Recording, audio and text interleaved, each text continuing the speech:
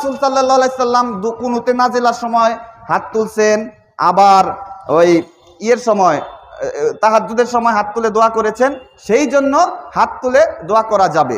ইমাম আবু হানিফার মত হচ্ছে না, যেহেতু রাসূলের কাছ থেকে বেতের নামাজে কুনুতে নাজিলা পড়ার সময় ছাড়া বেতের নামাজে হাত তোলার হাদিস নাই, পাই নাই, এই কারণে হাত তুলবো না, হাত না তুলেই দোয়া কুনুত পাঠ করব হাত বাঁধা অবস্থায়।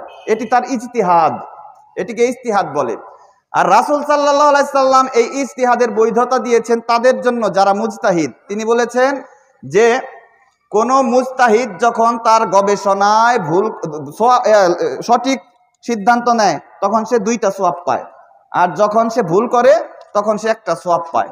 এখন তারা যাই করুক, সঠিকটা করুক বা ব্যাঠিকটা করুক, তারা ইজতিহাদ করছেন, ইজতিহাদের মাধ্যমে ফয়সালা করছেন, কাজেই ইজতিহাদের মাধ্যমে তাদের গুনাহ হবে না। আর তাদের যদি গুনাহ না হয়, আমরা যারা তাদের অনুসরণ করি, যারা মাযহাবের মধ্যে আছি, মাযহাবের মধ্যে আসলে মোটামুটি সবাই আছি মুজতাহিদ ছাড়া, কেউ ইমাম আবু হানিফার বা কেউ অন্য কারো, যাই হোক, তো কারো মত মানাটাই মাযহাব। মনে করেন আমি কারো মত মানলাম, ওইটা ওই বাসালায় আমি তার মাযহাবটা গ্রহণ করলাম, মাযহাব মানে মত, খারাপ কিছু না। আচ্ছা, যারা ইমাম আবু হানিফার মাযহাব মানেন, তারা ইমাম শাফিঈর মাযহাব যারা মানেন, তাদের সাথে যদি ঝগড়া করেন, ফলাফল কি? ফলাফল হচ্ছে ওয়ালা তাফাররাকু।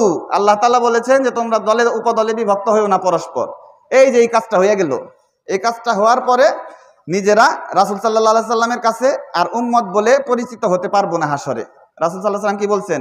বলছেন যে যারা আমার সুন্নতকে অপছন্দ করে তাদের সাথে আমার সম্পর্ক নাই, যারা বিভিন্ন দলাদলি করে, দিন রে যারা টুকরা টুকরা করে তাদের সাথে সম্পর্ক নাই।